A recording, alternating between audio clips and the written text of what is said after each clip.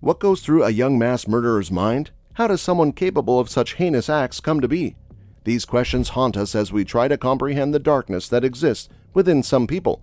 Nicholas W. Browning, a seemingly ordinary adolescent from an affluent Baltimore suburb, shocked the world by brutally murdering his entire family.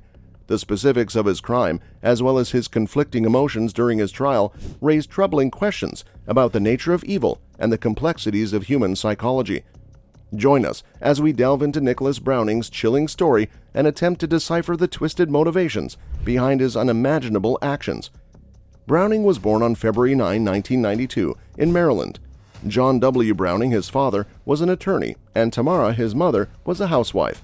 He had two younger brothers, Benjamin and Gregory, and was an honor student and Boy Scout at nearby Timonium's Dulaney High School, where he also played varsity golf and lacrosse. Browning was spending the night at a friend's house on the evening of Friday, February 1, 2008, a week before his 16th birthday, and left in the middle of the night to return home. Browning went into his house after his other family members had gone to bed and shot each of them with his father's gun. On the following Sunday, he confessed to the murders of his family and was charged with 4 counts of first-degree murder. At a later hearing that day, he was denied bail.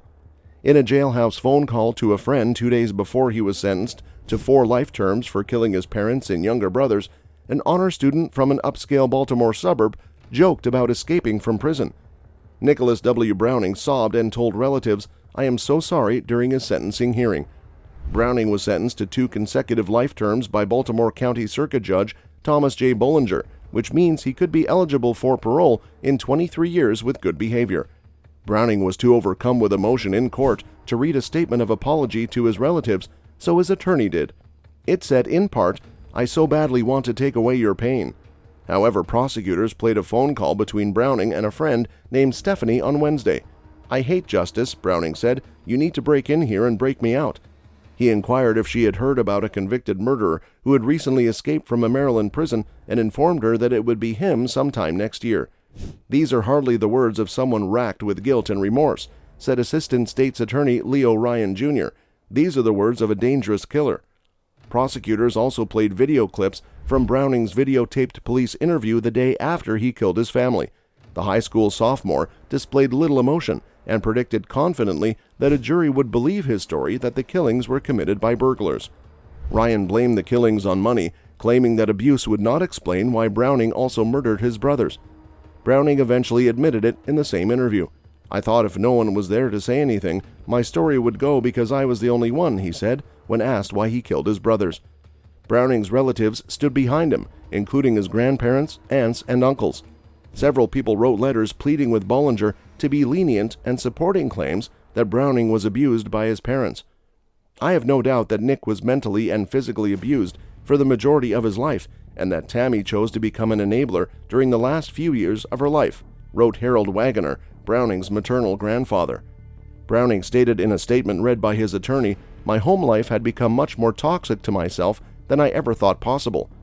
Browning's family declined to comment following the hearing. Prosecutors were outraged by the defense's portrayal of Browning's parents, who were well-liked in the community. "They cannot defend themselves," said Assistant State's Attorney S. Ann Brobst after the sentencing. "Everyone has been murdered except for the one person who stands to benefit from the claims made in court today." Defense attorneys had asked Bollinger to allow Browning to serve all of his life sentences concurrently, which would allow him to be eligible for parole sooner. Prosecutors requested consecutive life sentences, ensuring that Browning would not be eligible for parole for at least 23 years.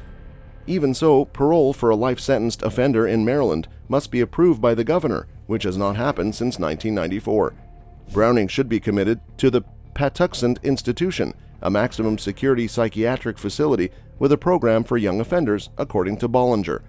He indicated that he was not convinced by any of the explanations for Browning's motivation. "The question of whether his actions were just diabolically evil," Bollinger said, "is up to Almighty God." The case of Nicholas Browning is a stark reminder of the incomprehensible depths to which human darkness can descend. His seemingly contradictory behavior, from joking about escaping prison to sobbing and expressing remorse, makes us wonder about his true nature. Was he a cold-blooded killer with no remorse, or a troubled soul driven to extreme measures? The complicated web of possible abuse, Family dynamics and psychological factors that influenced Browning's life adds another layer of complication to this disturbing story.